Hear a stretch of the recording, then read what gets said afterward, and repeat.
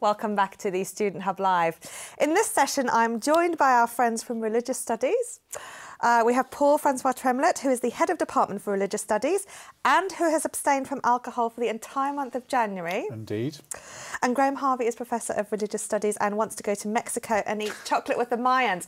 Today, we've been talking a lot about future careers as wine tasters predominantly, and also chocolate, although not as much as we normally have at Student Hub Live. Now, one thing I realised was that we have two big intakes of students throughout the year. In January for the February start, and then around September for the October start. But we have these two big months where we're telling people to avoid alcohol, which is January and Soptober. So I think everyone would be in a thoroughly bad mood if they're indeed colluding with these ideas when they start their studies. So I thought that you can tell us about why we pursue some of these activities, some of which seem sensible, some of which don't, and also what they've got to do with practising various religious practices or even just abstaining from certain things for the sake of it. So religious studies, as we know from the past, is never really about religion as such. It's often about everything like anthropology, sociology, why people do things, what they do, and what role those various practices have in their lives. Why did you choose, apart from me suggesting it, to focus on restraint and celebration? Well, you suggesting it was, yes. was a key part of that decision. We do what we're told. That was the restraint part. Yeah. But we are very keen on religion and food, religion and celebration, but also this sort of ebb and flow between restraint or restrictions that are there in many religions and the celebrations that come out of it. So often there are these periods of big gatherings and people celebrating stuff, which are either begin with a period of restraint, like Lent leads up to Easter, Ramadan, fasting, beginning and end with lots of food. So if you, in one of our modules, we have a group of people talking about Ramadan, but instead of focusing on what they don't eat and how they don't eat during the day, every day during Ramadan, what they talk about is the foods that they associate with home life and upbringing in their different countries they came from, and in the new situation they're in Britain, where they can adapt to other kinds of sharing of different Islamic foods and other global foods. So these are very interesting topics.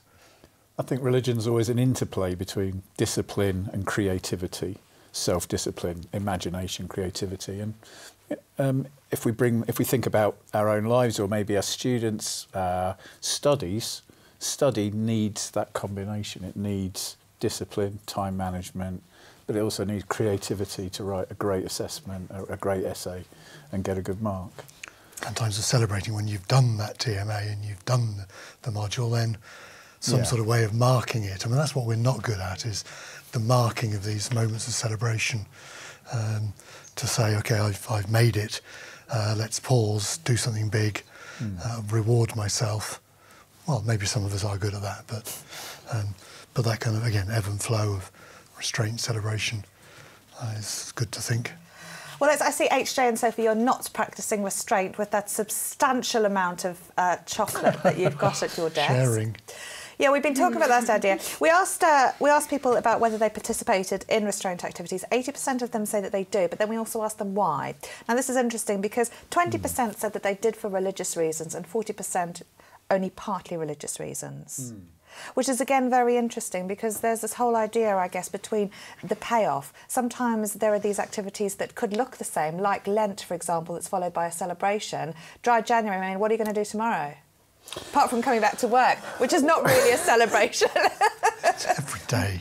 I am going to work tomorrow. So, and for me, it's being dry in January was just something to actually align with a diet that I'm on at the moment as well, which is a low-carb diet. So it's just I just coupled these two things together, and it was just a way of marking the end of one festival, and just getting towards spring, and looking forward to a really great 2018. So Paul's been very restrained there, though. Yes, I am. The end of the low-carb diet is another celebration that Paul should mention at this point. OK, go on then, Paul. OK, I'm getting married. Ah! So then they will be drinking, and there will probably be lots of colour. Celebration. There will be, yeah, drinking, laughter, etc. Then you can just let it all go. Yeah. Excellent. Oh, well, congratulations. The inner hedonist will re-emerge. Yes, exactly. But tell us then, what's the difference? What role does religion have then? If these behaviours are sort of similar, like doing these things, and then some of them have a religious reason, some of them have a celebration. We've also been talking about how, you know, students will reward themselves after the completion of a task, maybe not practising restraint, but still having a celebration. You spoke about some of the practices and I guess the religioning, as we sort of like to call it, about what people do. How different are these activities when you have either a celebration or not a celebration, or the restraint or not the restraint coupled with them? Is there an interplay, or are they just behaviours that are interesting and religion just happens to be associated with some of them? Well, we continuously discuss what is religion. So when you said, you know, we don't talk about religion, we talk about anthropology and this, that and the other, we are always talking about religion. All those things are religion. I could talk about chimpanzees and the religion in the context of the way that I might have thought about it when I was at school. Sorry, I should quantify that.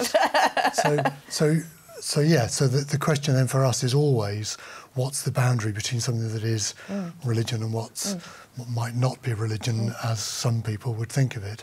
So the question's a good one. What makes somebody adopt periods of restraint for health reasons, for psychology reasons, for getting into a suit reasons, all sorts of other very good reasons for it, or concentrating while you're studying so that you don't drink too much because it messes up your brain when you're trying to think, prepare for a TMA or an exam or something. So there are lots of good reasons. Some of them do come out of religious traditions as defined by religious communities.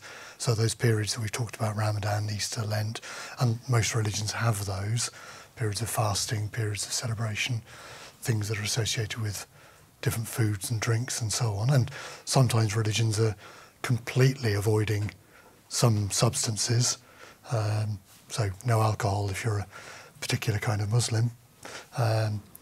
So there's this flow. Sorry, I'm not sure where we're going here.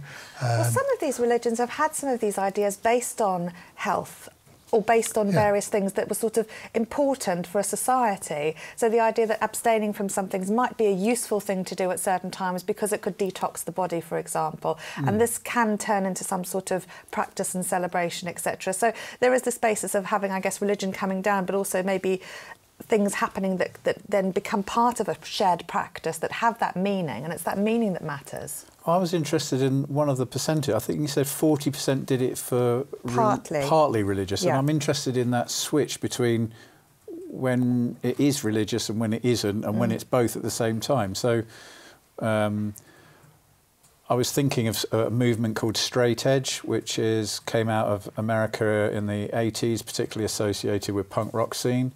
And basically, people who followed straight edge followed a sort of vegetarian or vegan diet, celibacy, no caffeine, no alcohol, no drugs. So you had this so-called straight edge lifestyle, which is extreme. I mean, in many ways, very Protestant, so part of that America, but at the same time, nominally atheist. And it's just that quite, when is that religion and not religion? And you know, there are people, Francis Stewart, have done work on this phenomena, but yeah, that's the kind of thing that interests me, when something is both religious and not religious, secular and not secular. I wonder if sometimes it's possibly the celebration or the thing it's associated with. Like you could say, I'm going to give up chocolate for Lent, and that could just be sort of colluding with the idea that this fits nicely into something. It could be that partly religious thing because it's partly religious in that context, but it may not be to do with your particular faith. But you could perhaps collude with the idea because it worked. Yeah, I mean, people just pull different bits of, you know, traditions, cultures, things they've experienced personally or things they've learned from others, and they just build them into their lives, and that's fine. And people always have done that. They've always learned from other communities and thought about different ways of doing it. And that kind of multiple reasons for doing things is in part, I mean, it may be about the individual self, but it might also be there's a group of us who are going to do this, and makes me more part of that. And that's as much, being part of a community is as much being a religious person for many people as, for example, believing in a deity or something else. And many people focus on the believing in deity bits and ignore the belonging to a community bit, but for a lot of people, the belonging to a community, which is regularly marked by things you eat or don't eat, and drink or don't, or costumes you wear or don't wear.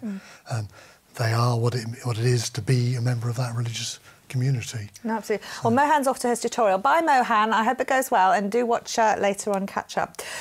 I'm glad you mentioned community, Graham, because it's a really interesting idea. We've been talking a lot about the sort of, virtual communities and our, sort of diverse access now to things. And religion had a very central role in a lot of communities. It was a place where people used to go on Sundays. And I'm just wondering about the extent to which religion perhaps has changed in context as we've become more global, more, more dependent on, I guess, digital communities and ways of connecting, as opposed to those physical locations that were very based on a structure of days, of weeks.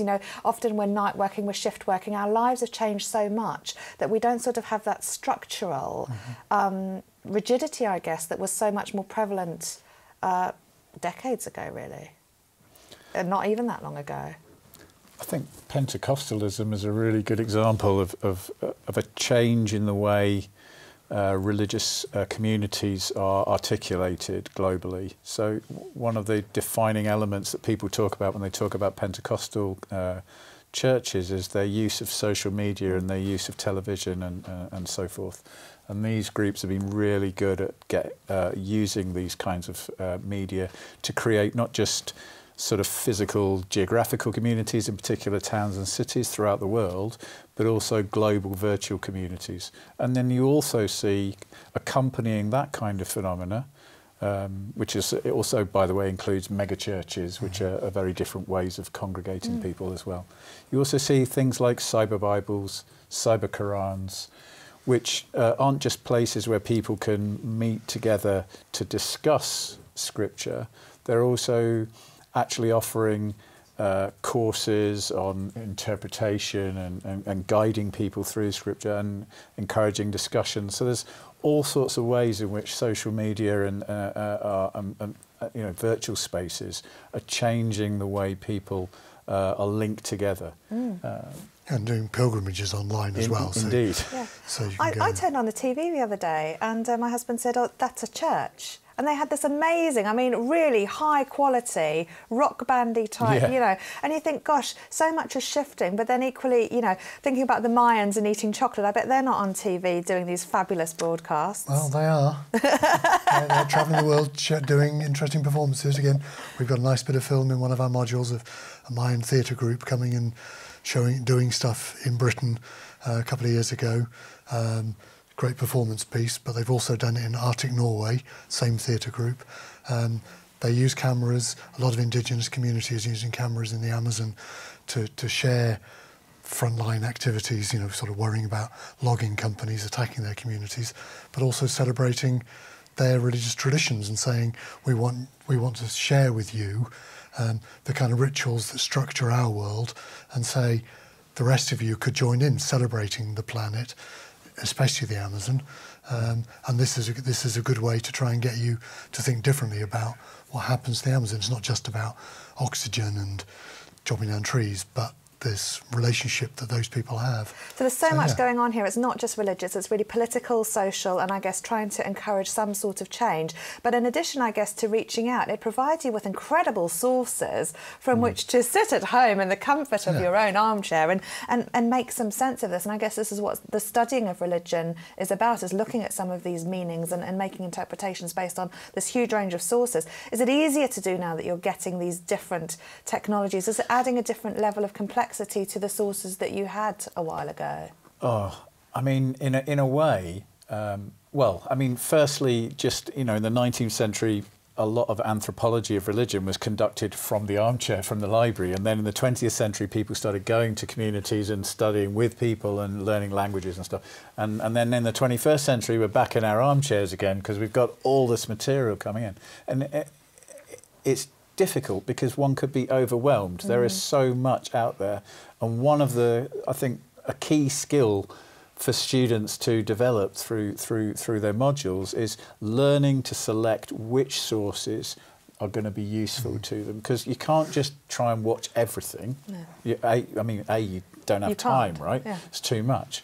But B, there's a lot of quite poor sources. So it's really learning to discover and using your judgments and your critical thinking skills to select which sources are the ones that are most useful. And that takes time, and it's a difficult skill to develop, but very worthwhile, I think, particularly in our fake news, world and stuff. So let's put that in the context of the title then, of restraint activities. We asked students what the value is of restraint activities. So let's see how we can apply this to studying and think about, perhaps being selective or being restrained in some sort of way. Let's see what you said. So we've had things here about it feels better, finishing the experience, showing success, it feels uplifting, let your hair down, and sharing joy. So some very interesting things here. Just checking that this is on the value of restraint, because we've also had lots of wordles about completing TMAs and also the value of celebratory activities as well. In terms of this, just going back again to this restraint activities, what would you say the actual value is for students in terms of restraining, selecting, etc.? Could we maybe even try and define that sort of term? I mean, you've said about materials, for example, which I appreciate is a big restraint that students might need to come for. What do you think this might mean in terms of what we could apply to studying? Yeah, well, as Paul said, in different words, keeping a focus on what you're doing, because you could go off in all sorts of directions. So selecting the examples you're going to use, for example, in an assessment, in a TMA, selecting examples from what you've studied and that you can talk about in enough depth to convince the reader that you know what you're talking about, rather than just throwing in all kinds of things, because there are lots of examples of all sorts of things going on, and you could just proliferate what's going on, but spending a bit more time thinking a bit more deeply about them. So that's one skill to learn. Thinking about the methods you might apply to studying, and think, rather than randomly doing all kinds of stuff, think about one way of approaching a particular topic, finding the right way to do it. Yeah. So those are... Yeah, I think time management is such a crucial part of studying, and we often overlook time management because it seems obvious perhaps, but actually it is a skill. You have to select where you're going to spend your time, not just who with, or whether you were going to go out with your friends tonight or study, but also, am I going to spend most of my time on this book, or am I going to spend it here? Am I going to do this assignment or that assignment? It's managing time, managing one's study calendars is really, really important. And I think also it's really important not to panic if time feels like it's slipping. Often we see our diaries and we think, oh my goodness, how am I going to keep up with all the work that's there? And it's easy to let that feel like it's overwhelming you. I think it's really important to write plans and then adjust those plans when circumstances are changing and things are maybe not turning out initially how you thought they would. Always writing plans is a really good way of keeping control, that sense of control of your work and where you are with it. So restraint really, I guess, is then imposing some sort of rule or some sort of parameter, some sort of scoping activity, whether that's on the material, your time, your attention span, etc., and sticking to those. And I guess it's done on the basis that makes sense. It's not necessarily it's about... intuitive, right? Yeah, and also it works for you, I guess, because that scoping in terms of material may not work if your assignment is supposed to be select 2 chapters and you say, I'm going to select 1 because I think that's right. So it's about being appropriate, I guess, and again about the time. It's about thinking, well, how much time have I realistically got and what might that look like? Well, there's also that, we also, as people guiding students through the work, we put constraints on them to say, we want you to look at two chapters and not just 1. Yeah. We don't want you to do 3, but we want 2. So we set up a boundary, and then you say, OK, please restrain yourself to do that. We've made a decision that's possible to do in this time period. But also then, OK, so yeah, set the time you've got for study, but be a bit flexible about it. I mean, for some people, they really want to say, I'm going to study between 6 and 8, and other people are saying, well, I'll be a bit more flexible, and if it goes on half an hour later, that's okay. Yeah. So you've got to work out what's good for you, as long as the work gets done. So that might take a while. When, you know, if you're new to study, it can take a while to get into those habits. So maybe habit is another form of restraint, getting yourself into a frame, into a habit of doing things and doing it regularly, studying regularly, writing regularly, and so on. And I guess, like celebrations, they don't all have to be as big as a wedding celebration, for example. They can be small things like eating a chocolate after you finished your TMA. Yeah. So it's about moderation, I guess, and about the extent to which you can have these ideas, these concepts, the ritual and the constraint, and they can be small, meaningful and habitual, but also, you know, they are important to remember. Yeah. I think it's really important to celebrate your you know, when you've achieved something, when you've got to a milestone, you've done it. Do something, reward yourself. Yeah, no, What's absolutely. wrong with that? Our Wordles have all been playing out, but we asked people, and apparently it looked really good before, about celebrating successfully for your TMA. So we'll take a look at those later, but thanks for filling those in. Actually, HJ and Sophie, have you got any ideas about people and what they do celebrating those TMAs? Well, we had a couple of thoughts. Sleep was one big one. Davin said that earlier as well. We always like some good food as well after. Wine.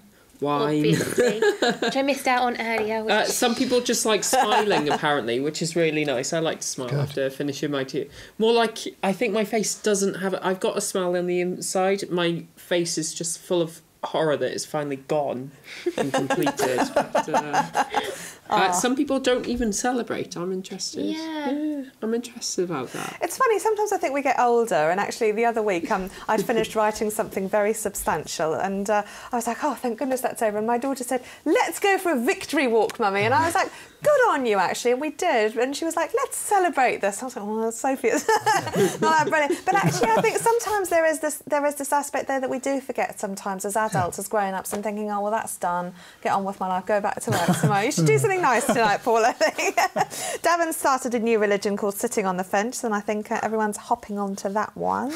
So that's good. Always good to start a new religion, Davin. Every time we're here, somebody creates a new religion. They do. I'm just glad it's not food-based. So we need the food rituals to put in there, and then it's a good religion. Excellent. Well, thank you both for coming along for a very entertaining and relevant discussion again. Enjoy the rest of your evenings, and I hope you can find something to celebrate after this. Will do. That's your challenge for tonight. OK, so we're going to have a short video now, one of which is 60 seconds with religion as ritual. Then we're going to come back and talk to the Open University Law Society and find out all about what they do. See you in a bit.